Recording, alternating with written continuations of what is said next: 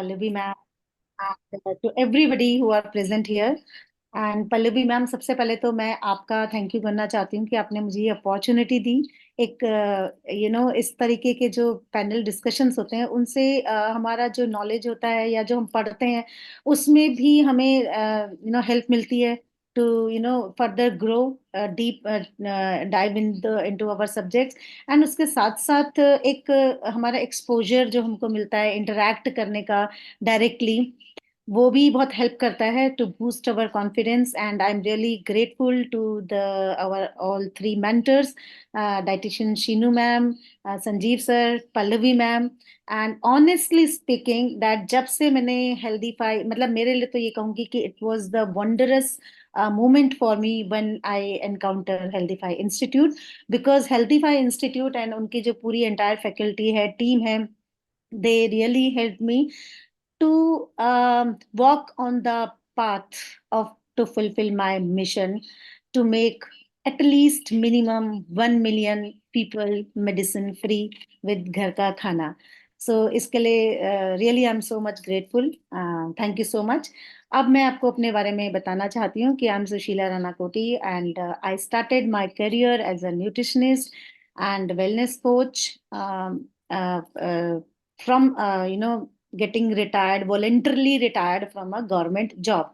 So my story is from government desk to a wellness coach. तो यहाँ पे एक बहुत ही इंटरेस्टिंग स्टोरी है। एंड मैंने 30 साल गवर्नमेंट जॉब किया है एंड बहुत अच्छे पोस्ट पे, बहुत सारी जिम्मेदारियों के साथ मैंने काम किया है। लेकिन धीरे धीरे कहीं ना कहीं मेरे personal identity crisis, health problems आने शुरू हो गए थे। एंड कुछ मेरे पर्सनल ऑब्लिगेशंस थे फैमिली के जो मुझे पूरे करने थे। तो I decided to give thought to you know just start a new journey of my life, and health was my priority. तो मैंने न्यूट्रिशनिस्ट का गवर्नमेंट अप्रूव्ड इंस्टीट्यूशन से डिप्लोमा करा, एंड उसके बाद मैं हेल्दीफाई इंस्टीट्यूट को as a diamond community and their knowledge partner मैंने ज्वाइन करा। एंड फ्रॉम देयर जैसे कहते हैं ना कि एक स्पीड मुझे मिल गई। और नॉट ओनली स्पीड, बल्कि मैंने हेल्थ के नए पैरामीटर्स को सीखा यहाँ पे। कि जैसे पहले कहते हैं ना कि आपको सप्लीमेंट्स देना है, और आपको मतलब एक्स्ट्रा मेडिसिन के ऊपर ही आपको चलना है। हेल्दीफाई इंस्टीट्यूट में आके और हमारे मेंटर्स ने मुझे सिखाया ओनली घर का खाना is the best to reverse any disease. घर का खाना and a holistic lifestyle. So this is my छोटी सी story ma'am, which I shared with you. So thank you so much. Thank you so much Sushila ji. So चलिए, तो आज का हम लोग सेशन स्टार्ट करते हैं। जैसे कि मैंने सबको बताया, सुशीला जी और हम मिलके थायराइड वेलनेस के ऊपर डिस्कस करने वाले हैं। थायराइड वेलनेस के ऐसे केसेस मैंने थायराइड के भी देखे हैं, सुशीला जी ने भी एनकाउंटर करे हैं। ऐसे कई केसेस हैं जहाँ पे पेशेंट सुबह मॉर्निंग में थायराइड की मेडिसिन के Yes. बाद after just half an hour tea coffee वगैरह ले रहे होते हैं। तो आज हम इन्हीं चीजों पे चर्चा करेंगे, और चलिए तो स्टार्ट करते हैं हमारे पहले सवाल से। सुशीला जी, जैसे कि बात होती है न्यूट्रिशन के रोल पे, हाँ जी। तो न्यूट्रिशन कैसे थायराइड हेल्थ को सपोर्ट करता है? क्या according to nutrition specific dietary modifications आप रिकमेंड करोगे अगर किसी को थायराइड इशू है तो? यस। सो मैम, जैसे आपने बहुत अच्छा पॉइंट ही पहले आपने स्टार्ट कर दिया, ट्रिगर ही कर दिया आपने डिस्कशन को, कि भी सुबह उठते ही थायराइड मेडिसिन के साथ हम लोग चाय कॉफी दूध वगैरह पीते हैं, which is very very harmful.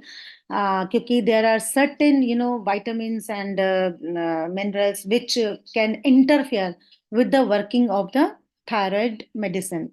Okay. So इस चीजों को हमको सबको जानना भी बहुत जरूरी है मैम। और नॉट ओनली दिस मैम, अभी recently I was just going through the reports of one of my client, and तब मुझे पता चला कि इतने सालों से लोग, मतलब कितना, I really feel very sad for them, very pity for them, because they are not actually well educated, है ना, कि कैसे थायराइड मेडिसिन के साथ हमें बाकी फूड हैबिट्स को या अपने बाकी के सप्लीमेंट्स को भी लेना चाहिए। तो दे वर टेकिंग द कैल्शियम। तो I will come on this point on the later stage, because calcium के साथ थायराइड मेडिसिन के साथ लेना is a very poisonous kind of thing. At least हमें 3 से 4 घंटे का गैप इसमें रखना चाहिए। तो ये सब बातें करने से पहले, न्यूट्रिशन के रोल को समझने से पहले, मैं थोड़ा सा मैम बताना चाहूंगी अपने व्यूवर्स को कि बेसिकली थायराइड है क्या। थायराइड जो है हमारा एंडोक्राइन जो सिस्टम है उसका एक बहुत ही इंपॉर्टेंट ग्लैंड है। एंड थायराइड प्रॉब्लम हमें कैसे होती है, जब हमारा एंडोक्राइन में, इसमें थायराइड में हार्मोन का इम्बैलेंस होता है। तो जब हमारे जो हार्मोन्स जो सीक्रेशन होता है वो अगर लेसर देन द रिक्वायर्ड होता है तो वो हमारा हाइपर थायराइड हम उसको कहते हैं। एंड इसी तरीके से जब हमारा सीक्रेशन जो है ज्यादा हो जाता है तो उसको हम हाइपोथायराइड कहते हैं। तो इसमें जो है T3 एंड T4 जो मेन जो थायराइड हॉर्मोन्स हैं, ये मेन रोल इसमें प्ले करते हैं। तो इनका बहुत ज्यादा आयोडीन जो है इसमें, सबसे पहले मैम ने जैसे कहा कि न्यूट्रिशन का क्या रोल है, तो न्यूट्रिशन का हमें रोल देखना है कि हमारा जो थायराइड है ये अमीनो एसिड जो है हमारा थायरोसिन से ही निकलता है, उसी से ये सीक्रेट होता है, उसी से डिराइव होता है। तो थायरोसिन के ऊपर हमें बहुत ध्यान देना चाहिए कि हम लोगों की न्यूट्रिशन में, हमारी डाइट में थायरोसिन जो है अमीनो एसिड, ये होना बहुत जरूरी है। इसी तरीके से T3 एंड T4 जो होते हैं, ये भी the addition of iodine making thyroid है हॉर्मोन्स इन द, हमारी जो बॉडी में यही एक ओनली आयोडिनेटेड प्रोटीन्स हमारी बॉडी में ये प्रोड्यूस करते हैं। एंड इनका जो है आयोडीन एंड टायरोसिन, इन दोनों का बहुत जरूरी है हमारे फूड में, हमारे न्यूट्रिशंस में प्रॉपर क्वांटिटी में इनका होना। तो लेकिन जो है आयोडीन जो है ना, बहुत ज्यादा भी नहीं होना चाहिए और बहुत कम भी नहीं होना चाहिए। तो बोथ टू मच और too little iodine can cause thyroid issues. तो इसका भी हमें ध्यान रखना है। तो रिकमेंडेड जो डेली आयोडीन इनटेक है वो 13 साल से ऊपर या मतलब 14 साल से ऊपर के लिए मैं बताऊंगी कि 150 mcg होना चाहिए। वैसे इससे कम है, 9 से 13 साल के लोगों के लिए 120 mcg होना चाहिए। एंड ऐसे ही 4 से 8 के लिए, लेकिन थायराइड जनरली लेटर स्टेजेस पे ही पाया जाता है। तो आयोडीन का जो कॉशियस है, मतलब हमें क्या सावधानी बरतनी चाहिए कि सबसे अपर लिमिट जो है वो 1100 mcg पर डे होनी चाहिए, यानी कि 1 टेबल स्पून जो है आयोडाइज्ड सॉल्ट का 284 mcg उसमें होता है।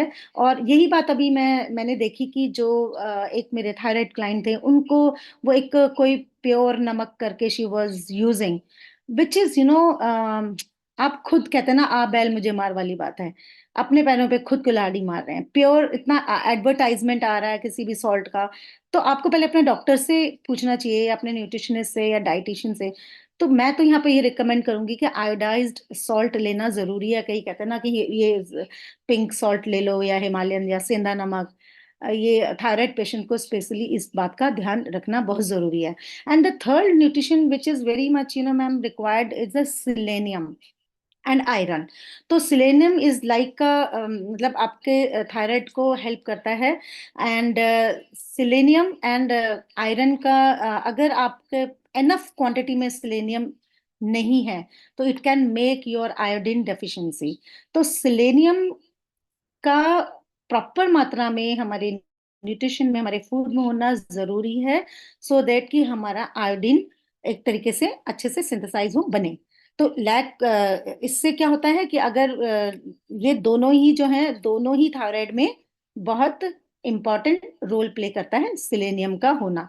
एंड आयरन जो है is a very important for your thyroid.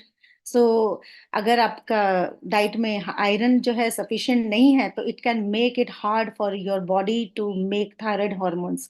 हमारी बॉडी जो है थायराइड हॉर्मोन्स बना ही नहीं पाएगी। So it is good to make sure that you get enough selenium and iron in your diet, है ना। तो सो दैट कि आपका जो थायराइड है वो प्रॉपरली वर्क करे।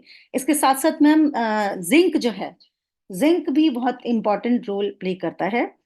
एंड थायराइड हार्मोन्स के सिंथेसिस के लिए जिंक होना बहुत जरूरी है हमारे फूड न्यूट्रिशन फूड में। तो इसके साथ साथ मैम एक बहुत ही इंपॉर्टेंट चीज और मैं यहाँ पे कहना चाहूंगी कि हमें कुछ प्रिकॉशंस लेने चाहिए। गोइट्रोजेनिक जो फूड्स होते हैं उनको हमें थायराइड के साथ वो इंटरफेयर करते हैं। थायराइड मेडिसिन अगर आप ले रहे हैं तो गाइटोजेनिक फूड जो है वो हमारे गॉइटर को इफेक्ट करता है, एनलार्ज करने में की तरफ लेके जाता है। तो we should avoid goitrogenic food.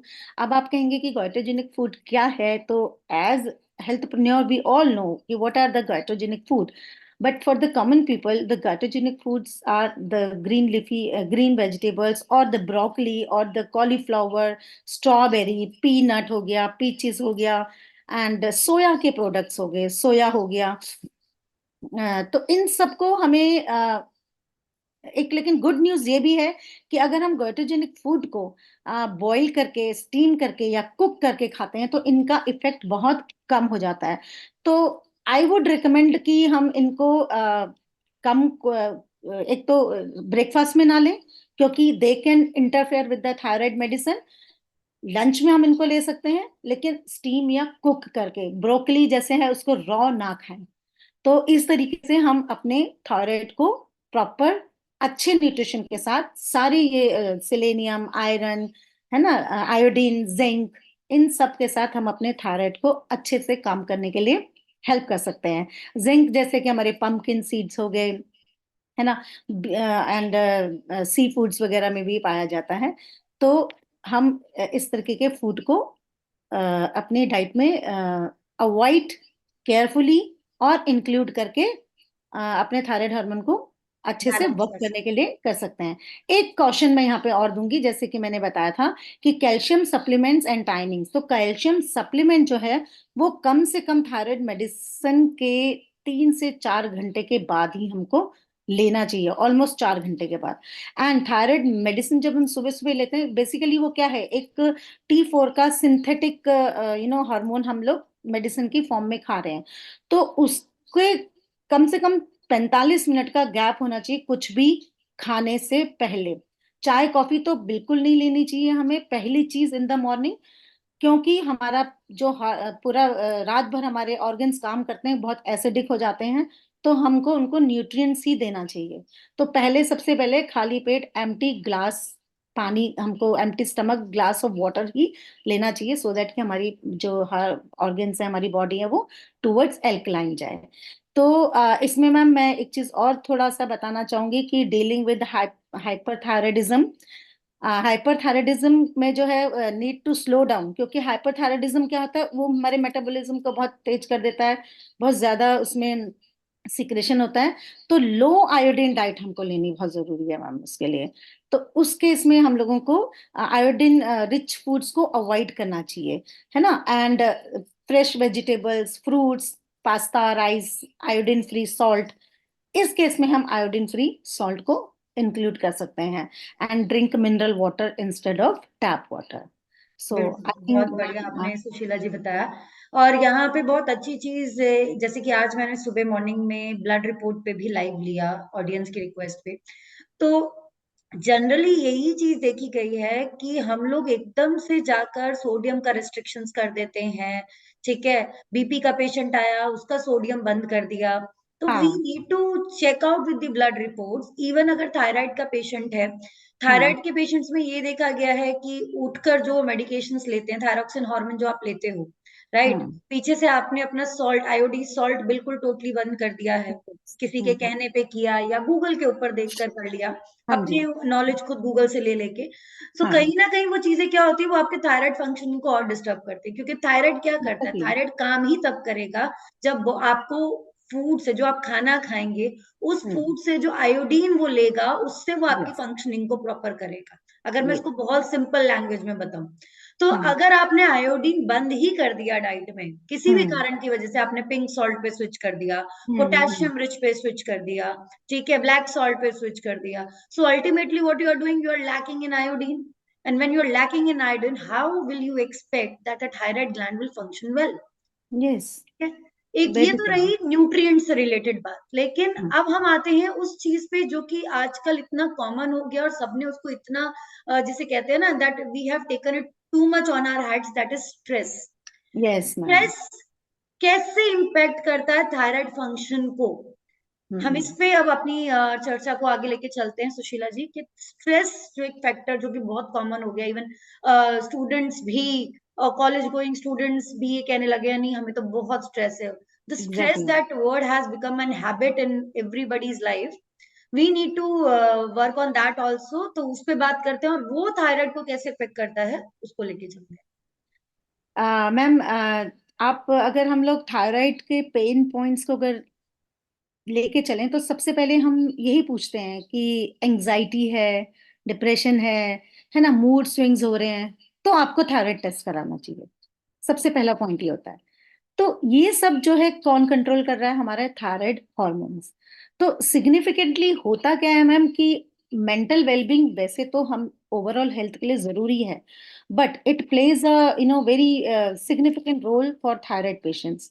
The fluctuations in thyroid hormones जो होते हैं वो सिग्निफिकेंटली इम्पैक्ट करते हैं हमारे मूड पे, एनर्जी लेवल्स पे, एंड ओवरऑल वेलबींग्स पे। सो it is very necessary, it is very essential to address our this stress health and mental health के लिए। तो फिजिकल जनरली होता क्या है ना मैम कि थायराइड अगर है किसी को, थायराइड वो अपनी फिजिकल हेल्थ पे बहुत ध्यान देते हैं कि वेट लॉस करना है, वेट लॉस करना है। बट इसके साथ साथ उन्हें अपने स्ट्रेस मैनेजमेंट के ऊपर भी काम करना बहुत ज्यादा जरूरी है। तो कैसे एंजाइटी है? अब एंजाइटी जो है unpredictable nature of thyroid disorder है, and the constant need of monitoring can lead to heightened anxiety level. तो उसको हमको कॉन्स्टेंटली उसको मॉनिटर करना बहुत जरूरी है। Depression, the combination of physical symptoms and emotional fluctuation है ना, can contribute to depressive feelings among thyroid patients.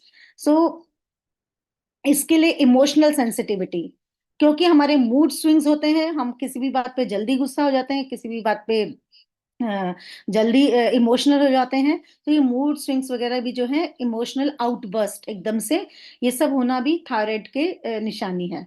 Brain fogging is also ma'am, there is another symptom कि ब्रेन फॉगिंग में क्या होता है कि थायराइड हॉर्मोन्स जो होते हैं वो fluctuation can affect cognitive function, leading to the difficulty concentrating. किसी भी चीज पे हम जैसे लगता है ना कि अरे वो चीज वहां रख के भूल गए, तो ब्रेन फॉगिंग, मेमोरी प्रॉब्लम्स होनी स्टार्ट हो जाती हैं, एंड फीलिंग मेंटल फॉगिनेस। तो इनका जो सोल्यूशन है वो है कॉग्निटिव। एक तो because I am studying the psychology also, तो cognitive behaviour therapy is very much helpful. क्योंकि कॉग्निटिव जो बिहेवियर थेरेपी है, ये इसमें हम लोग प्रैक्टिस कराते हैं कि आप अपने थॉट को चैलेंज कीजिए। तो सीबीटी जो है वो उसके थ्रू हम पेशेंट्स को बताते हैं कि भी कैसे आपका कोई नेगेटिव थॉट आ रहा है तो उसको आप रुकिए, सोचिए, पूछिए अपने आप से कि क्यों वो नेगेटिव थॉट आ रहा है। उसके बारे में कोई 20 पॉइंट्स आप लिखिए, अपने आप को क्वेश्चन कीजिए कि what evidence is there to support this thought. क्या है, क्या ये थॉट आपका सही भी है? तो एक तरीके से ना हम पॉज कराते हैं उस समय कि भी आपको पॉज करना है, सोचना है। तो ये एक बहुत अच्छी हेल्दी एक्सरसाइज है। उसी तरीके से प्रोग्रेसिव मसल रिलैक्सेशन, ये भी आप अपने को सोते वक्त, मैं हमेशा कहती हूँ कि progressive muscle relaxation is very helpful. क्योंकि थायराइड जो है ना, वो हमारे हार्मोन अगर हमारा डिस्टर्ब हो गया तो जो हमारे कॉर्टिसोल जो लेवल्स होते हैं वो बहुत ही ज्यादा डिस्टर्ब हो जाते हैं, हाई हो जाते हैं, और जिसकी वजह से हमारे अंदर बहुत सारे डिसऑर्डर्स हार्मोनल आ जाते हैं। हमको मेलेटोनिन हमारा ठीक से नहीं रिलीज होता है, तो इस तरीके से हमें नींद नहीं आएगी, स्लीपिंग डिसऑर्डर्स हो जाते हैं। तो ये सब चीजें बहुत हेल्पफुल हैं। तो हमारा ब्लिसफुल मॉर्निंग सेशन है, 6 बजे होता है हेल्दीफाई इंस्टीट्यूट का। आई थिंक जिनको भी मूड स्विंग्स या इस तरीके से कोई भी चैलेंजेस आते हैं तो दे मस्ट शुड अटेंड। दवाई अपनी जगह काम करेगी, न्यूट्रिशन अपनी जगह काम करेगा, लेकिन आपके स्ट्रेस को मैनेज करना is very very very important, and I feel that is the most important tool. If you can manage your stress, you can manage your disease.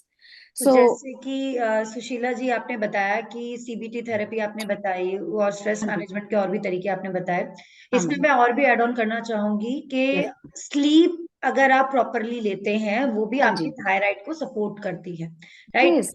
many people are, what they are doing, they are having thyroid medicines in the morning, and what they are doing, they are sleeping at 2 o'clock in the night, waking up at 4 o'clock in the morning, या 6 o'clock उठ रहे हैं, या उससे हम्म late उठ रहे हैं. So hmm ultimately they are not having a balance of their sleep cycle, which yes actually increases the stress. क्योंकि यस बॉडी को रातों रिलैक्स करने का टाइम मिला, ना उसको रिकवर करने का टाइम मिला. क्योंकि पूरा दिन what we are doing is we are eating, we are doing something activity, we are doing the other activities as well, physical activity कर रहे हैं, खाना खा रहे हैं. The whole body along with the mind is working throughout the hour. But when we talk about sleep, if you are sleeping on time, and it's, I know it's very harder for the people to go to bed at 10, but I'll tell you the truth, I generally go to bed at 10. That is my last timing that I generally do. And I wake up, I've started waking by 4 o'clock and 4:30 in the morning. So वो routine आपको set करना पड़ता है, right? Very And true. even myself, I have seen the changes. Earlier we also used to have certain kind of patterns कि अच्छा ठीक है, late सो रहे हैं, वर्कलोड ज्यादा है. So it is happening with everybody out there. It's not like कि आप अकेले ही उस नाव में बैठे हैं जहाँ पे लोग 9 to 5 की जॉब कर रहे हैं, right? And जहाँ पे लोग they say that नहीं नहीं हमारे पास तो बहुत काम है. Everybody is busy, but your health is your first priority. What we are here talking about, right? और यस स्लीप साइकिल अगर बैलेंस है, आप 6 to 8 hours की स्लीप ले रहे हैं, you are sleeping at the same time, waking at the same time, giving time to your body to heal, your thyroid will start functioning properly, properly. Right? Yes क्योंकि जब आप सोएंगे body recover करेगी तो आपका थायराइड भी gland recover करेगा, and ultimately you will have a stress free day. Start ही आपका स्ट्रेस फ्री होगा. अदरवाइज क्या होता है, थायराइड के पेशेंट्स को लेथार्जिकनेस फील होती है ना? सुबह उठेंगे, क्या कहेंगे, मुझे तो अभी भी नींद आ रही है, मेरे को तो सर में भारीपन हो रहा है. इवन उसके बाद वो चाहे मेडिसिन ले लें, फिर उसके बाद वो अपनी क्या बोलते हैं, टी कॉफी ले लें, nothing is going to work out until unless you're keeping a balance between your food intake, your physical activity, and your sleep cycle. Am I right, Sushila ji? Ma'am perfectly right ma'am. और बिल्कुल आपने सही बोला. और इसमें मैं थोड़ा सा ये और ऐड ऑन करना चाहूंगी कि रात को सोने से कम कुछ टाइम पहले अपने मोबाइल वगैरह को दूर रख दीजिए. क्योंकि जो हमारा मेलाटोनिन हार्मोन होता है वो हमारे स्लीप को में करने में प्रॉपर करने में हेल्प करता है. लेकिन मेलाटोनिन तभी काम करेगा जब बिल्कुल भी लाइट नहीं होगी. इवन टीवी की भी बिल्कुल लाइट नहीं होनी चाहिए. बिल्कुल तो बिल्कुल. कई लोग कहते हैं ना कि हम मोबाइल देख सकते हैं, तो प्लीज मेक श्योर कि आप अपने मेलाटोनिन को प्रॉपरली फंक्शन करने दें, जिससे कि आपके पूरा बॉडी का जो काम काज है वो अच्छे से होगा. आपके ऑर्गन्स जो हैं एक अच्छी फैक्ट्री में काम करेंगे. यू चलिए, नो. तो ठीक है आगे मैम. बढ़ते थैंक यू हैं सो मच. सुशीला जी. अब नेक्स्ट क्वेश्चन की तरफ चलते हैं कि जनरली लोग एक्सरसाइजेस तो करते हैं, फिजिकल एक्टिव भी रहते हैं, लेकिन ऐसी कौन सी टाइप की एक्सरसाइजेस हैं जो कि बेनिफिशियल होंगी इंडिविजुअल्स के लिए जिनको थायराइड डिसऑर्डर है, हाँ वेदर जी. इट्स हाइपर और hypo? Yes. Yes ma'am. I am coming to this. And इससे पहले मैं थोड़ा सा वो आपको बताना चाह रही थी कि एक कोट है रोंडा बर्न का. एक्सरसाइज कराई है उन्होंने हेल्थ के ऊपर, the secret the magic book में. उन्होंने कहा है कि आप एक तो स्ट्रेस के ऊपर, जब हम बात कर रहे थे पिछले उसमें टॉपिक पे, तो स्ट्रेस को रिमूव करने के लिए एक बहुत अच्छा तरीका भी है कि आप लिखिए, the gift of health is keeping me alive. और इस कोट को आप जगह जगह जगह जगह जहां जहां आपकी नजर पड़ती है, आप वहां इसको लगाइए. आप फ्रिज मैग्नेट की सहायता से फ्रिज के ऊपर रखाइए. आप अपने डैशबोर्ड जहाँ पे आप काम करते हैं डेस्क पे, वहां सामने रखिए. आप कार चलाते हैं, सामने रखिए, ताकि आप हमेशा इस चीज को पढ़ें और अपने स्ट्रेस को रिलीज करें. The gift of health is keeping me alive. Now coming to the exercise part ma'am. Exercise isn't just good for your heart and muscles and body to weight loss, but ये हमारे thyroid को boost करने में बहुत help करती हैं. तो regulating hormones, yes, exercise करने से हम अपने थायराइड हार्मोन्स लेवल्स, जैसे कि पर्टिकुलरली टीएसएच जो कि स्टिमुलेटिंग हार्मोन होता है, एंड उसको हम बूस्ट करते हैं. In individuals with hypothyroidism it can decrease TSH. And potentially reduce reliance of medication. धीरे धीरे हम दवाइयों से मुक्त होना भी शुरू कर सकते हैं इस तरीके से। For those with hyper thyroidism, it may help stabilize hormone levels.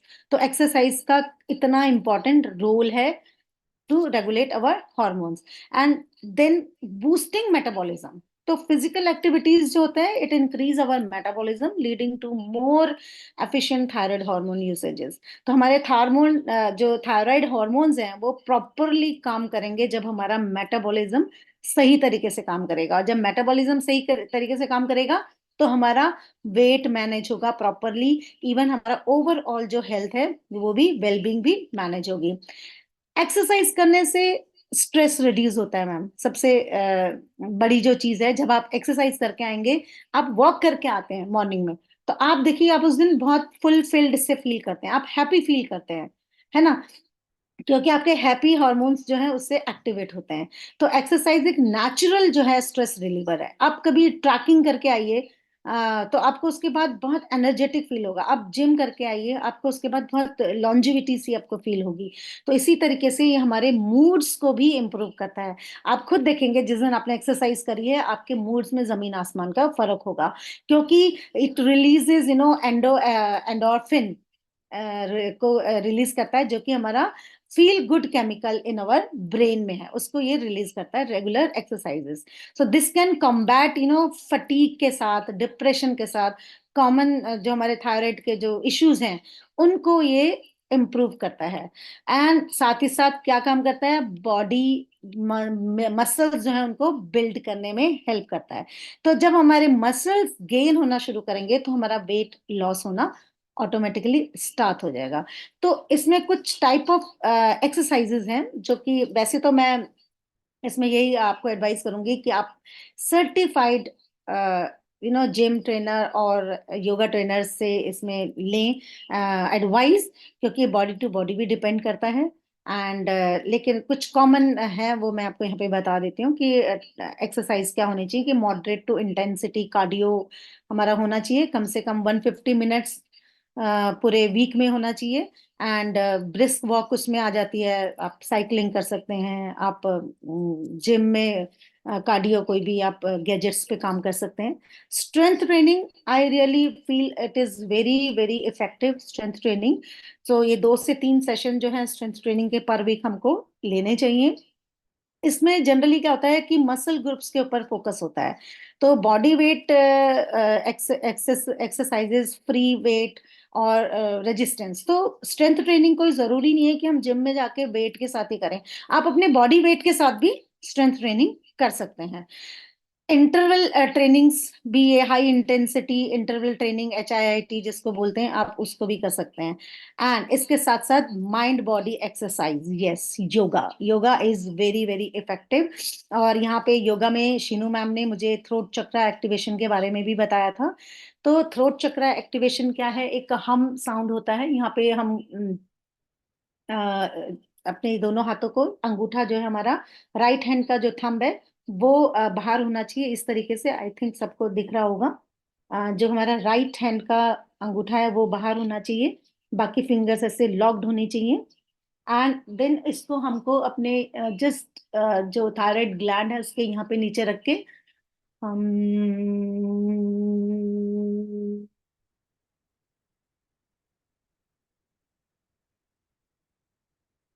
इस तरीके से हमको अपने थायराइड ग्लैंड को एक्टिवेट करना है। इसको बीज मंत्रा भी कहते हैं।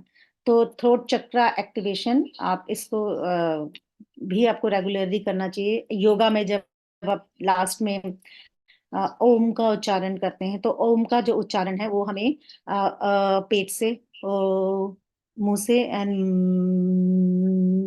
थ्रोट से हमको ओम का उच्चारण करना चाहिए। तो ये कुछ मैम एक्सरसाइजेज हैं जो कि मैंने मतलब यहाँ पे डिस्कस करी हैं, एंड आई एम श्योर ये हमारे थायराइड हार्मोन्स को बैलेंस करने में काफी हेल्पफुल हैं। लेकिन इस चीज के साथ एक चीज ध्यान में रखने की बहुत ज्यादा जरूरत है कि जल्दीबाजी ना करें। किसी भी रिजल्ट के लिए ना हमें जल्दीबाजी नहीं करनी चाहिए। हमेशा धीरे धीरे अपने एक्सरसाइजेस को बढ़ाना चाहिए। रिजल्ट के चक्कर में ये ना हो कि आप अपने आप को तोड़ दें। तो लव योर सेल्फ फर्स्ट। जब आप अपने आप को प्यार करते हुए, अपने इस रूटीन को प्यार करते हुए आगे बढ़ेंगे, तो रिजल्ट्स 100% आपको मिलेंगे। बिल्कुल thank you Sushila so ji, much. बिल्कुल। सो जैसे कि हमने एक्सरसाइज पे बात करी, न्यूट्रिएंट पे बात करी, स्लीप पे बात करी, ऐसे ही हम आगे बढ़ेंगे और बात करेंगे हाइड्रेशन के ऊपर कि हाँ जी। हाइड्रेशन कैसे काम करेगा आपके थायराइड फंक्शनिंग में, और किस तरह से कितना पानी इंटेक हमें रखना चाहिए as per individual with thyroid disorders.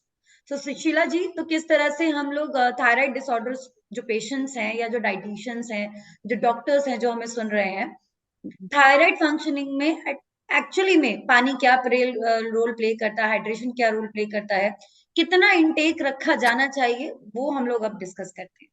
Yes ma'am. Ma'am, पानी का तो बहुत ही इम्पोर्टेंट रोल है। इवन मैं आज आपके साथ एक फैक्ट भी इसमें शेयर करूंगी पानी के ऊपर।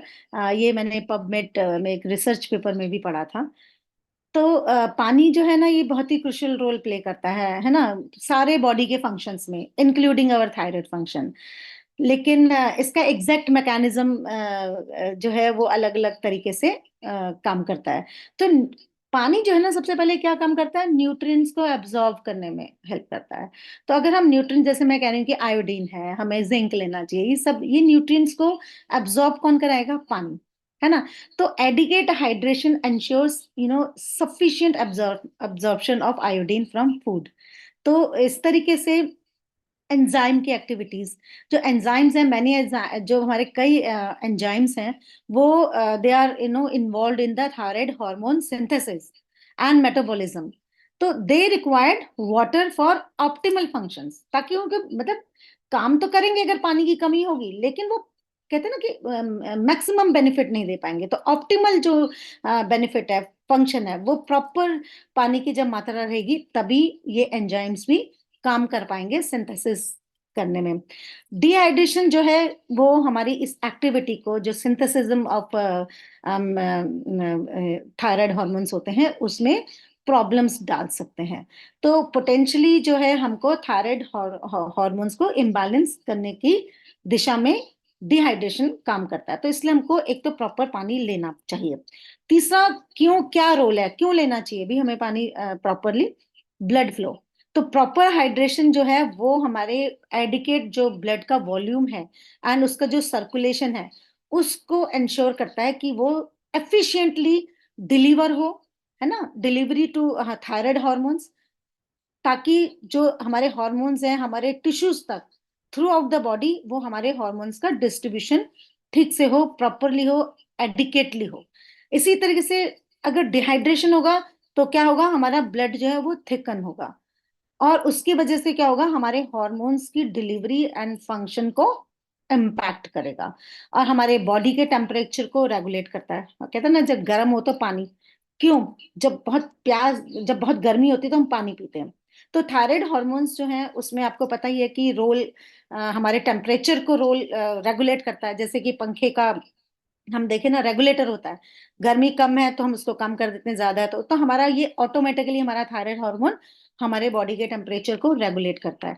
तो डिहाइड्रेशन जो है, वो हमारे इस प्रोसेस को गड़बड़ कर सकता है ना, उसको इफेक्ट कर सकता है।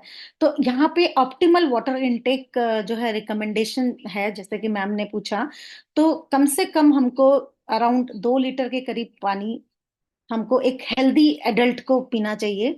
एंड 2 लीटर, एंड हाइपोथायराइडिज्म के लिए स्पेशली मैं आपको बताना चाहूंगी कि हाइपोथायराइडिज्म पीपल जो है, उनका अंडर एक्टिव थायराइड होता है, तो उनको they have a reduce thirst sensation, उनको प्यास कम लगती है, and may be more prone to dehydration. तो उनको कम से कम 2.5 से 3 लीटर डेली पीना चाहिए अराउंड, क्योंकि उनको प्यास की सेंसेशन होती ही नहीं है। तो लेकिन इस डिहाइड्रेशन होगा, उससे क्या होगा, उनका हार्मोन हार्मोन जो है वो और गड़बड़ करेगा। तो इसलिए उनको कम से कम अपना मेक श्योर कि मुझे लेना ही लेना है। एंड जो हाइपरथायराइडिज्म के पेशेंट्स होते हैं, क्योंकि उनका मेटाबॉलिज्म बहुत फास्ट हो जाता है, तो उनको स्वेटिंग भी ज्यादा आती है, फ्लूइड लॉस ज्यादा होता है, तो उनको भी जरूरत है कि कम से कम वो 3 लीटर पानी, 3 से 4 लीटर पानी एवरीडे कंज्यूम करें। तो इसमें जो है एक इम्पॉर्टेंट चीज मैं और बताना चाहूंगी कि जब आप थायराइड टेस्ट के लिए जाते हैं तो होता क्या है कि सुबह खाली पेट टेस्ट के लिए जाना होता है। तो खाली पेट जब हम टेस्ट के लिए जाते हैं, रात भर से हमारा खूब एसिडिक हो रखा है बॉडी, पानी है नहीं, तो वो जो टॉक्सिन्स होते हैं वो वहां पे रह जाते हैं, तो हमारे जो टेस्ट के लेवल्स होते हैं वो हमेशा ज्यादा आएंगे।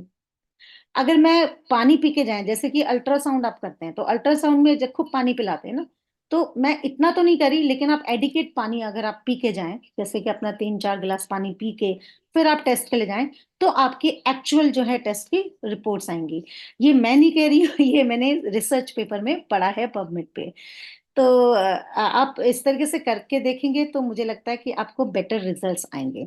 एंड सबसे इम्पॉर्टेंट चीज ये है यहाँ पे कहने वाली कि हम आप अपने अटेंशन देना चाहिए आप अपनी प्यास को, कि मुझे प्यास लग रही है, थर्स्ट की उसको, है ना। अब बिल्कुल ऐसा नहीं है कि हमको कई बार भूख लगती है, भूख की जगह आप 1 गिलास पानी पी लीजिए, आपको पता चलेगा कि एक्चुअली में आपको भूख नहीं लगी हुई थी, आपको प्यास लगी हुई थी। तो choose your water over sugary drinks और beverages with high caffeine content. प्यास लगती है हम कोक पीते हैं, प्यास लगती है हम लिम्का पीते हैं, प्यास लगती है हम कोल्ड कॉफी पीते हैं। Instead of that you choose water, the plain water, है ना। और अपने पानी में अगर आप जैसे कई बार हम इन्फ्यूज करते हैं कि पुदीने की पत्तियां अगर हम डाल के रख लें, सिनेमन का एक टुकड़ा अगर हम डाल के रख लें, तो उससे भी क्या होगा, आपके जो ब्लड में जो है उसमें अच्छे से डिटॉक्सिफिकेशन होगा। तो आप अपने पानी में कभी कभार कुछ इन्फ्यूज कर लीजिए, तो उससे भी आपके डिटॉक्सिफिकेशन में, ब्लड प्यूरिफिकेशन में हेल्प मिलेगी। एंड सबसे बड़ी इंपॉर्टेंट चीज है, आप अपने यूरिन के कलर को जरूर चेक कीजिए। यूरिन का कलर अगर येलो है तो मतलब आपको डिहाइड्रेशन है। तो यूरिन का कलर बिल्कुल क्लियर होना चाहिए, तो आप प्रॉपरली हाइड्रेटेड हैं। इसके साथ साथ भी फिर भी आपको याद रखना है कि आपको पानी कंज्यूम करना है दोनों ही केसेस में। So definitely. Over to you ma'am, I hope I साथ ही आंसर। साथ मैं यहाँ पे एक चीज और ऐड ऑन करना चाहूंगी। जब पानी के इंटेक की हम बात करते हैं, तो अगर आपको नहीं आइडिया है कि कितना पानी पीना है, तो हाँ। अपने टोटल बॉडी वेट का 5% लेके चलिए। कैलकुलेट कीजिए, जितना लीटर्स आता है उतना बॉडी की रिक्वायरमेंट है, तो उतना तो आपको पानी पीना जरूरी है। So yes. If I am okay with an audible to everybody, total body weight का 5% आप लोग कैलकुलेट कर सकते हैं। तो चलिए आगे बढ़ते हैं सुशीला जी। साथ ही अब डिस्कस करते हैं, कई एनवायरमेंटल फैक्टर्स होते हैं, ठीक है, जैसे कि जब बॉडी टॉक्सिन्स के एक्सपोजर में आती है, पॉल्यूटेंट्स के एक्सपोजर में आती है, तो उससे हमारा थायराइड कैसे अफेक्ट होता है और हम उसको मिनिमाइज कैसे कर सकते हैं। यस मैम, एक्चुअली क्या है, ये बहुत ही इम्पोर्टेंट एंड वेरी मतलब कहूंगी कि हीटिंग टॉपिक है आज की डेट में, कि जो टॉक्सिन्स हैं वो कैसे हमारी थायराइड हेल्थ को इम्पैक्ट करते हैं। बेसिकली जो हमारे एनवायरमेंटल टॉक्सिन्स हैं और उनका इफेक्ट कैसे होता है कि हमारा एंडोक्राइन डिसरप्टिंग होना शुरू हो जाता है, endocrine disrupting chemicals. So these chemicals जो होते हैं ये जैसे फैटेलेट्स होते हैं, ये प्लास्टिक वगैरह में पाए जाते हैं। आज काफी जागरूकता इस चीज के ऊपर फैलाई जा रही है कि मिनिमम मतलब आप यूज ही मत कीजिए प्लास्टिक को। तो मैं तो कभी भी अपने घर में प्लास्टिक की कोई प्लेट्स भी नहीं रखती, इवन प्लास्टिक की बॉटल्स भी नहीं मैं पसंद करती हूँ रखना, क्योंकि इनमें जो है ना एक केमिकल होता है, फैलेट्स, जो कि प्लास्टिक में पाया जाता है। ये हमारे इसका अगर एक्सपोजर होता है तो हमारे हाइपोथायराइडिज्म एंड हाइपरथायराइडिज्म दोनों के ही एंड ऑटोइम्यून थायराइड को भी ये इम्पैक्ट करता है, उसके होने के चांसेस इससे होते हैं प्लास्टिक को यूज करने से। एंड देन पर कलरेट दिस इंडस्ट्रियल केमिकल, जैसे कि फायरवर्क्स वगैरह करते हैं, ये सब जो पॉल्यूटेंट्स हमारे एनवायरनमेंट में आ जाते हैं, इसकी वजह से क्या होता है कि हमारा जो आयोडीन का अपटेक होता है वो कंप्रेस हो जाता है, वो कम हो जाता है। तो आप सोचिए कि कितना ये हमारे हम कहते हैं ना, पटाखे मत छोड़िए, ये सब मत कीजिए, एनवायरमेंटल पॉल्यूशन के ऊपर बात कर रहे हैं। बट अगर हम गहराई में जाएं तो वो इस टेक्निकली जाएं तो किस तरीके से वो हमारे हॉर्मोन्स को डिस्टर्ब कर रहे हैं। आज तो हम थायराइड की बात कर रहे हैं तो हम सिर्फ थायराइड के बारे में ही बात करेंगे, otherwise they are impacting all over our hormonal system as well as other issues. So heavy metals, so arsenic, mercury, हम contaminated water, जितना भी आज की डेट में आप सी फूड वगैरह लेते हैं, तो आप मेक श्योर कि वो मतलब प्रॉपर अच्छी जगह से आया हो, प्रॉपरली उसको मतलब पकाया गया हो। क्योंकि सब जगह आज की डेट में कंटामिनेटेड वाटर है, क्योंकि इंडस्ट्रियल एक्टिविटीज की वजह से, सभी को ये पता ही है। रेडिएशंस, कई बार किसी कोई एक्सीडेंट होने की वजह से, या एक्सरेज होते हैं, या कीमोथेरेपी वगैरह होते हैं, तो हाई डोजेस ऑफ रेडिएशंस ये भी जो है हमारे थायराइड हार्मोन को रिस्क में लेके आते हैं और थायराइड कैंसर की तरफ लेके जाते हैं। लाइफस्टाइल मॉडिफिकेशन सबसे बड़ा, जो मैं तो कहूंगी कि हमारा पॉल्यूशन है, लाइफस्टाइल। तो डाइटरी चॉइसेस, सबसे पहले हमको ऑर्गेनिक लोकल फूड की तरफ ज्यादा जाना चाहिए। क्योंकि इससे क्या होता है कि पेस्टिसाइड का कहते हैं ना कि थोड़ा कंट्रोल हम कर सकते हैं। क्योंकि हम बहुत ऐसे फूड या फैंसी फूड्स की तरफ जाएंगे, तो उनको हमें बहुत दूर से मंगाना पड़ेगा, उनके ऑलरेडी न्यूट्रिएंट्स डेड हो चुके हैं। तो लोकल फूड्स की तरफ, फ्रूट्स की तरफ हमें ज्यादा जाना चाहिए।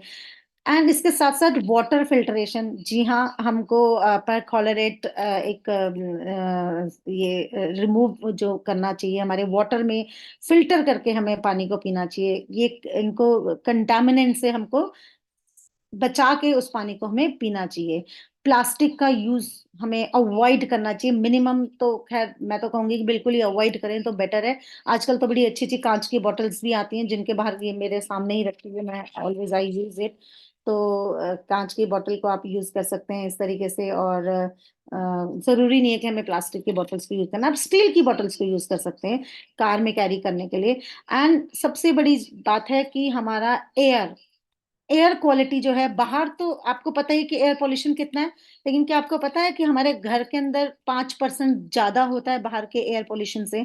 हमारे घर के अंदर जो पॉल्यूटेंट, स्टैटिक चार्ज, रजाई एक दूसरे से रगड़ती है, हमारे बाल सब स्टैटिक चार्ज, ये सब भी बहुत कॉज करते हैं हमारे हॉर्मोन्स को डिस्टर्ब करने के लिए। तो मेक श्योर कि अगर आप एयर प्यूरिफायर वगैरह अपने घर में यूज करें। पर्सनल केयर प्रोडक्ट्स, जी हाँ, हम लोग इन्फ्लुएंस हो जाते हैं ऐड देख के कि अच्छा उसकी त्वचा मेरी त्वचा से। हम पर्सनल केयर प्रोडक्ट्स जनरली कहाँ से लेते हैं? एडवर्टाइजमेंट्स के थ्रू। आपको नहीं पता उनके अंदर क्या केमिकल्स मिले हैं और कैसे वो फ्री रेडिकल सेल्स आपके स्किन के अंदर, ऑर्गन्स के अंदर जा रहे हैं, और कैसे वो डैमेज कर रहे हैं। तो ऑक्सीडेटिव स्ट्रेस एक तरीके से ये सारी चीजें पैदा कर रही हैं। एंड ऑक्सीडेटिव स्ट्रेस क्या है? ऑक्सीडेटिव स्ट्रेस है जो ये फ्री रेडिकल्स इस तरीके से हमारे बॉडी के अंदर जा रहे हैं, वो असामाजिक तत्व। कहते हैं ना, एक कॉलोनी बहुत सुख शांति से बच्चे खेलने समय अचानक से बाहर से कोई उपद्रवी तत्व आ जाते हैं, हमारे शांति भंग हो जाती है। तो उसी तरीके से ये जो फ्री रेडिकल सेल्स हैं, इस तरह से हमारे शरीर के अंदर, हमारे ऑर्गन्स के अंदर आके हमारे जो सेल्स हैं, सेल जो है बेसिक जो यूनिट है हमारी बॉडी की, that is cell. There are so many trillions of cells, जिनसे फिर हमारे टिश्यू एंड देन ऑर्गन्स बनते हैं। तो ये उन सेल से उनके न्यूट्रॉन को चुरा लेते हैं। तो बताओ, हमारे सेल तो कुछ काम ही नहीं कर पाएंगे, क्योंकि तो इसलिए हमें इन सब चीजों से बचना चाहिए, ताकि ये उपद्रवी तत्व हमारे शरीर के अंदर, ऑर्गन्स के अंदर ना आ पाए, जिनको उनके फ्री रेडिकल सेल्स करते हैं। तो पर्सनल केयर प्रोडक्ट्स में भी आई वुड रिकमेंड कि you go for the paraben free, sulphur free, and know most recommended that vegan products की तरफ अगर आप जाएं, बिल्कुल है बिल्कुल। ना। तो इस तरीके से अगर हम अपने डिटॉक्सिफिकेशन स्ट्रैटेजीज को अगर स्ट्रॉन्ग कर ले, हफ्ते में कम से कम एक दिन हम जरूर डिटॉक्सिफाई करें अपनी बॉडी को। फास्टिंग रख के भी हम कर सकते हैं डिटॉक्सिफाई, लेकिन फास्टिंग का ही मतलब नहीं कि आप खूब दूध चाय पी रहे हो। दूध चाय पी के आप उसको बिल्कुल उल्टा कर रहे हो। तो फास्टिंग का डज नॉट मीन कि आप दूध चाय, आप फास्टिंग में आप फ्रूट्स लीजिए, आप प्रॉपर तरीके से आप फास्टिंग कीजिए। तो ये एक तरह से हम अगर डिटॉक्सिफिकेशन स्ट्रैटेजीज को स्ट्रांग बनाए, तो हम इन सब चीजों से जीत सकते हैं। हम पूरी तरह से तो नहीं कह सकते कि हम एनवायरमेंटल एक्सपोजर को अवॉइड कर सकते हैं, बट हम इनके उसको मिनिमाइज कर सकते हैं। बिल्कुल। तो यस मैम। चलिए सुशीला जी, काफी हम लोगों ने इस पे चर्चा करी कि किस तरह से हम लोग इस पे काम करेंगे, लेकिन साथ ही साथ अब एक लास्ट क्वेश्चन के साथ मैं बात करना चाहूंगी कि कैसे गट हेल्थ और डाइट अगर हम अच्छी ले लें तो वो थायराइड हम्म। फंक्शन हमको सपोर्ट करेगी। तो यहाँ पे मैं आपसे डाइटरी और लाइफस्टाइल मॉडिफिकेशन जानना चाहूंगी थायराइड पेशेंट्स के लिए, और उसके बाद हम्म। हम लोग चलेंगे Q&A की तरफ, क्वेश्चंस की तरफ। चलिए। सो मैम गट जो है ना, गट और थायराइड जो है ना, ये दोनों बेस्ट फ्रेंड्स हैं आपस में। आप इसको, मैं बहुत सिंपल वे में बताऊंगी, बहुत ही दे आर बेस्ट फ्रेंड। अगर ये एक दूसरे से नाराज हो गए तो हमारा थायराइड तो समझो ना, वो हो जाएगा, इम्बैलेंस हो जाएगा। तो इम्बैलेंस हो एक जाए। अगर खुश है तो दूसरा भी खुश है, एक अगर रूठ गया, ग्रम्पी है, तो सारी चीजें हेवायर हो जाएंगी। तो बिल्कुल। हैप्पी गट मतलब गुड बैक्टीरिया है ना। तो गुड बैक्टीरिया जो क्या करता है, वो हमारे डाइजेस्ट करने में, फूड को एब्सॉर्ब करने में, न्यूट्रिएंट्स को, इन सब चीजों को स्मूथली रन करने में करता है। And happy thyroid makes hormones, जो कि हमारे कंट्रोल करता है हमारे मेटाबॉलिज्म को, जो कि हमारी बॉडी में एनर्जी के थ्रू बर्न कर, बॉडी को, how your body Burns your energy, ये काम करते हैं हमारे थायराइड हॉर्मोन्स, है ना। And keeps you feeling energised. तो जब एक गट अगर अपसेट है तो क्या होगा कि बैड बैक्टीरिया टेक ओवर, जैसे अभी मैंने बताया ना, फ्री रेडिकल सेल्स हमारे, तो वही बैड बैक्टीरिया जब ज्यादा हो जाएंगे तो क्या करेंगे, इन्फ्लेमेशन कॉज करेंगे, है ना। और न्यूट्रिएंट्स को एब्जॉर्ब करने में परेशानी करेंगे, जैसे कि आयोडीन का ऑब्जर्वेशन प्रॉपर नहीं होगा, जिंक का नहीं होगा, आयरन के नहीं होगा। तो जिसके लिए कि हमें थायराइड हार्मोन्स की जरूरत होती है उनको एब्जॉर्ब कराने में। तो हमारा जो थायराइड है वो स्ट्रेस हो जाएगा, तो कांट मेक एनफ हार्मोन्स, क्योंकि गट हमारा अनफ्रेंडली हो चुका है, वो स्ट्रेस हो चुका है। तो हार्मोन थायराइड जो है वो भी स्ट्रेस्ड हो जाएगा, वो एनफ हार्मोन्स नहीं बना पाएगा, जो कि हमको वेट गेन में की तरफ लेके जाएगा, थकावट की तरफ लेके जाएगा, और दूसरे सिम्टम्स की तरफ। तो हम इन दोनों को कैसे खुश रख सकते हैं, feed your gut, you know, with best nutrients, good nutrients, जैसे खूब प्लेंटी ऑफ फ्रूट्स आप खाएं, वेजीज खाएं, है ना, होल ग्रेन्स खाएं, है ना, फर्मेंटेड फूड खाएं, जैसे कि योगर्ट हो गया, इस तरीके से फर्मेंट करके आप खाएं, जैसे साउथ इंडियन फूड होता है, डोसा, इडली वगैरह, this is also very good for your gut health. And limit करें शुगरी ड्रिंक्स को, प्रोसेस्ड फूड को, रेड मीट वगैरह को, जंक फूड को, ये सब में बहुत bad bacteria, once in a while चलता है, लेकिन इसको रूटीन में लेने की जरूरत नहीं, कि don't make your breakfast with the burger every day, once in a while it's okay. So have plenty of water, stay hydrated, and manage your stress. So this is how we can keep your gut healthy. Your gut will keep your thyroid healthy. So this is in a very simple way, ma'am, I have explained. Thank And you so much Sushila ji. और काफी अच्छी चर्चा हम लोगों ने करी thyroid wellness पे। तो हम आगे बढ़ते हैं अब अपने Q&A पे। काफी टाइम से लोग वेट कर रहे हैं आपसे सवाल पूछने का, तो चलिए आज सवाल ले लेते हैं। सबसे पहले जो क्वेश्चन आया है डॉक्टर लुबना का आया है, सिलेनियम के सोर्सेज क्या हो सकते हैं? मैम सिलेनियम के जो सोर्सेज हैं, आप हमारे एक तो ब्राज़ीलियन सीड्स हैं हमारे पास, इसके साथ साथ हम आपके चिया सीड्स हैं हमारे पास, बहुत अच्छे हैं। तो आप इनको अपने डाइट में ऐड कर सकते हैं। Rest ma'am you can also advice please. इसमें अगर कोई नॉन वेजिटेरियन है तो हाँ सी फूड्स ले सकते हैं आप। हाँ। अब आप सी फूड के अलावा आप रेड मीट ले सकते हैं अगर आप नॉन वेज सोर्स लेते हैं। Otherwise from Brazil nuts you can have a good amount of rich selenium intake into the diet. Yes. ठीक है। इसके अलावा हम लोग चलते हैं, एक लास्ट क्वेश्चन है हमारे पास मीनाक्षी अग्रवाल जी का। थायराइड टेस्ट के पहले क्या मेडिसिन लेना चाहिए? थायराइड टेस्ट के पहले कोई मेडिकेशन नहीं लेना चाहिए। ठीक है। दूसरा, अगर आप सुबह मॉर्निंग में थायरेक्सिन ले रहे हैं तो जनरली सुशीला जी आप क्या उस पर रिकमेंड करेंगे, वो लेनी चाहिए या नहीं? मैम थायराइड मेडिसिन लेने से पहले आप टेस्ट करा लें, वो ज्यादा बेटर रहेगा। बिल्कुल। और पानी पी के जाएं, जैसे आज मैंने बताया कि आप पानी जरूर पी के जाएं ज्यादा, क्योंकि वो आपको प्रॉपर आपके टेस्ट के रिपोर्ट्स आपको आएंगे उसमें, जी। तो तीन चार जैसे कि बहुत जरूरी हो जाता है, अगर आप मेडिसिन खा के जाएंगे तो एक्चुअल में आपको नहीं हाँ। पता लग पाएगा कि थायराइड बॉडी फंक्शन कैसे कर रहा है। तो इसीलिए आप टेस्ट के बाद अपनी थायराइड की मेडिकेशन लें, जाके यस। खाली पेट वो टेस्ट करवाएं। ठीक हम्म। है। इसके अलावा is there any question that we can see here in the chat box? I don't think there are only two questions that were there to be asked. So if you are having any kind of query related to thyroid wellness, you can ask us and we are here to answer you. We'll take the Q&A for the next 5 minutes and then we will end the session and we will be coming back with the next host or the next Friday. Thyroid disease में क्या avoid करें खाने में? Fruit, fruit कौन सा avoid करें? Ma'am fruit मैं समझी नहीं, कैसे, किस, क्यों अवॉइड रेखा करना? जी पूछ रही हैं थायराइड डिजीज में कौन सा फ्रूट अवॉइड करना चाहिए, यानी कि फूड प्रोडक्ट, ऐसा कोई फ्रूट जो अवॉइड करना चाहिए? नहीं मैम, ओनली क्रूसिफेरस गाइट्रोजेनिक हमें जो वेजिटेबल्स होती हैं वो हमें अवॉइड करनी चाहिए। बिल्कुल। एंड जैसा कि मैंने आपको अभी बताया भी था कि पीचेस, स्ट्रॉबेरी, ये जो फ्रूट्स होते हैं आप एक बार चेक कर लिया कीजिए कि गाइट्रोजेनिक कौन कौन से फ्रूट्स एंड फूड्स हैं। पीनट्स हो गए एंड बेरी, जैसे ये पीचेस हो गए, ये गाइट्रोजेनिक इफेक्ट इनमें होता है। तो आप इनको अगर अवॉइड करें तो बेटर है। स्ट्रॉबेरीज भी गाइट्रोजेनिक होती हैं थोड़ा सा, तो इनको आप अवॉइड करें।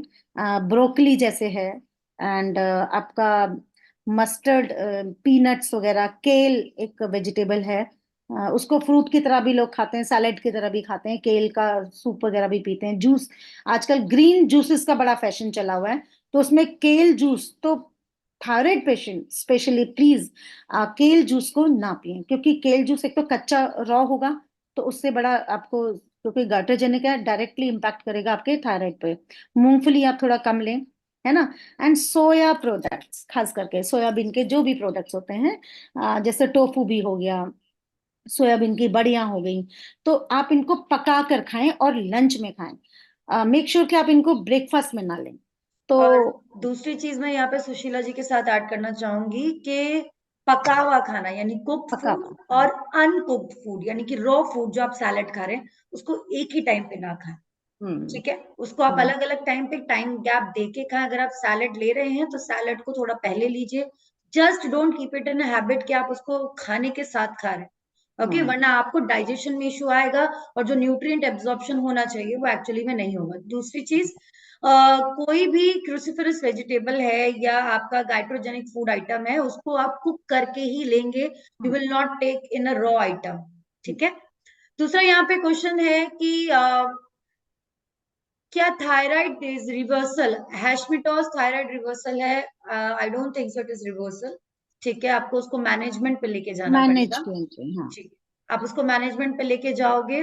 सेकंड क्वेश्चन हमारे पास यहाँ है कि डॉक्टर प्रियंका का, my husband thyroid gland has been removed, क्या प्रिकॉशन लेने चाहिए? तो मैम इसके लिए तो डाइटरी प्रिकॉशंस तो यही है कि आप अपना बिल्कुल न्यूट्रिएंट एंड लाइट फूड आप रखें ज़्यादा से ज़्यादा। एसिडिक बिल्कुल। फूड को ना करें, इन्फ्लेमेटरी फूड आप ना ऐड करें, क्योंकि बिल्कुल। गट जो है आपका थायराइड उसको नहीं करेगा सपोर्ट। तो हम्म। आपको अपने गट का ध्यान रखते हुए इस तरीके के फूड को हमको लेना चाहिए। एंड गुड बैक्टीरिया फूड्स को हम लें, ताकि हमारे गट में बैड बैक्टीरियाज ना हो। इन्फ्लेमेटरी डाइट्स वगैरह, आपको जंक फूड वगैरह अवॉइड करें। एंड इसके साथ साथ मैम एक चीज और, मैं मेरे अभी दिमाग में आई थी पर मैं भूल गई, हाँ। चाय कॉफी, चाय कॉफी को आप बिल्कुल बंद करें। Alcoholism is very much should be avoided, smoking should be avoided. So ये सब चीजों का हमें थोड़ा ध्यान रखना है। चाहे बिल्कुल। आप कोई सी भी फॉर्म कह लीजिए, चाहे वो मिल्क टी, ग्रीन टी, कुछ भी आप फॉर्म कर लीजिए, एक तो एम्प्टी स्टमक उसको बिल्कुल भी नहीं लेना है। इट इज ठीक है। Mandatory we and have lifestyle second. Is most. जी, we yes have ma'am. Next question. South India में mostly peanut chutney is mostly consumed in breakfast, what is the हाँ, सॉल्यूशन? कोकोनट चटनी दीजिए, coconut. Coconut भी उतना ही consume होता है and it is very good for the thyroid patient. Please give that part Nelofar. ठीक है, आप बिल्कुल उनको अलग अदर ऑल्टरनेटिव्स भी दे सकते हो, कोरिएंडर चटनी या मिंट चटनी भी दे सकते हाँ, हो, बिल्कुल ma'am. But coconut coriander also is very good ma'am, coriander is very good. Very is good, plus coconut will support there thyroid functioning. ठीक है, तो आप कोकोनट भी उनकी डाइट में दोगे तो it will be a good option for them. Yes, very true. Secondly, भक्ति ने किया है रॉ एंड कुक फूड में कितना गैप रखना चाहिए? कम से कम 30 मिनट्स का। ठीक है। Next we have type 1 diabetes and hypothyroidism. Hmm. Doctor Ruchita पूछ रही हैं टाइप 1 डायबिटीज और हाइपोथायराइडिज्म को कैसे लेके चलेंगे। देखिए, आप बताना चाहेंगे सुशीला जी? अब मैम आप बताइए, वैसे ये रेजिस्टेंस का ही है, जब हम हाँ, इंसुलिन रेजिस्टेंस है, दैट इज बिल्कुल। Also hormone dysfunction. तो मैम आप प्लीज बताइए। इसको देखिए, जब टाइप 1 की डायबिटीज की हम बात करते हैं तो that is something inside the body जहाँ पे आपका इंसुलिन काम ही नहीं कर रहा है, आपको एक्स्ट्रा इंसुलिन बाहर से लेना पड़ रहा है, राइट। उस केस में कहीं ना कहीं जब बॉडी इंसुलिन बना ही नहीं रही है, you are taking an artificial insulin, so your body has to be prepare for the same part. अब वहां पे कहीं ना कहीं क्या होता है, एक हार्मोन आपकी बॉडी में, इसको मैं सिंपल लैंग्वेज में समझाती हूँ, जैसे कि आपके घर का इलेक्ट्रिक सर्किट है, आपके हम्म घर के इलेक्ट्रिक सर्किट में से एक वायर ने काम करना बंद कर दिया या उसमें शॉक हो गया, कुछ भी हुआ, तो जो बाकी का सिस्टम होगा, आपका अर्थिंग का सिस्टम होगा, वो इफेक्ट कहीं ना कहीं होगा, राइट। हॉर्मोन्स में डिसबैलेंसिंग आएगी। तो सबसे पहले जो हॉर्मोन्स आपकी बॉडी में अफेक्ट होना शुरू होते हैं वो आपके गट से रिलेटेड, यानी कि आपका थायराइड अफेक्ट होना शुरू होता है, जिसकी हम्म वजह से आपका हाइपोथायराइडिज्म कॉज होता है। तो यस यहाँ पे इंसुलिन को साथ में रखते हुए आपको जो गट फ्रेंडली फूड प्रोडक्ट्स हैं उनको डाइट में रखना है। साथ ही साथ हाइपोथायराइडिज्म को बैलेंस करने के लिए आपको अपना गाइट्रोजेनिक फूड आइटम्स, अपना आयोडीन का प्रोडक्ट, ठीक है, आपने even if you are taking a bit of the potassium salts intakes, उस पे भी आपको कंट्रोल करके चलना पड़ता है। तो यहाँ पे जो मैं ये कहूंगी कि जो क्लिनिकल मैनेजमेंट आएगा वो पर्टिकुलर जो पेशेंट है उसके अदर क्या सिम्टम्स चल रहे हैं उसको ध्यान में रख के फिर आप एक उसका न्यूट्रिशन प्लान बनाओगे, doctor Ruchita. I hope it is clear. ठीक। पीनट के छिलके निकाल के they can use for thyroid people. छिलके के साथ कौन खाता है? बिल्कुल छिलके कई निकाल लोग मैम यूट्यूब में ये बहुत ट्रेंड में चल रहा है कि छिलके के साथ खाओ, ये करो वो करो, बट क्वांटिटी में आप लिमिटेड क्वांटिटी में लो, but it's because it is high in fat also, so you have to take care of that part. तो क्वांटिटी में किसी की भी अति करनी जरूरी नहीं है, क्वांटिटी में उसको लेंगे पोर्शन कंट्रोल के साथ तो it will be good. And Sanjivani ji breakfast का में क्वेश्चन मैम, है। ब्रेकफास्ट में जरूर अवॉइड करें।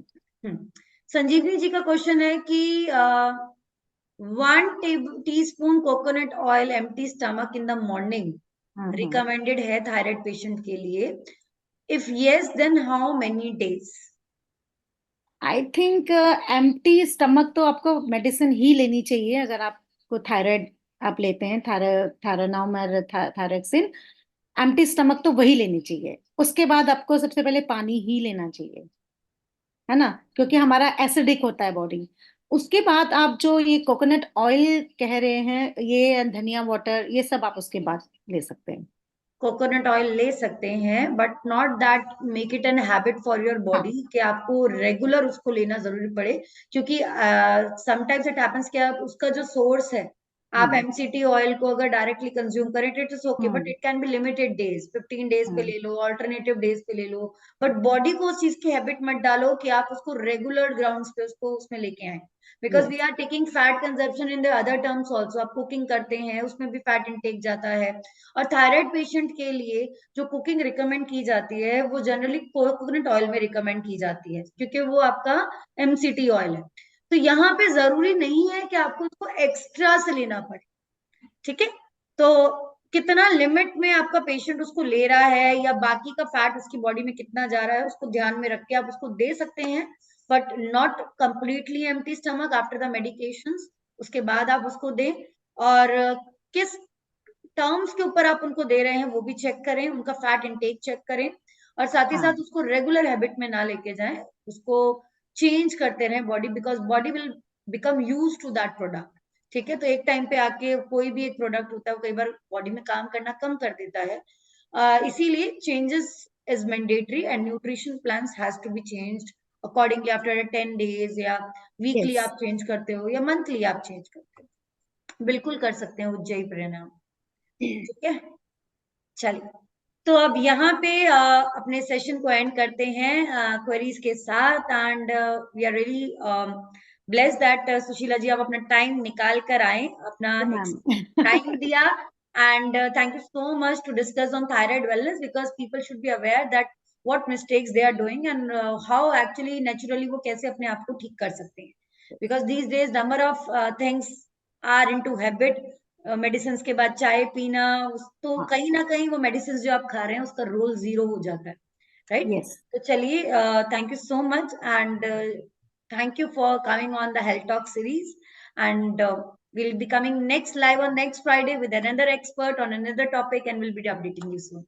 Thank you so much, Thank everyone. you, Thank Pallavi. you. Thank you, everyone. Thank you.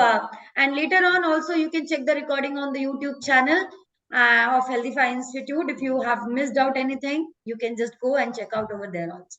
Thank you so much. Thank you, ma'am. Thank you so Thank much. you. Thank you.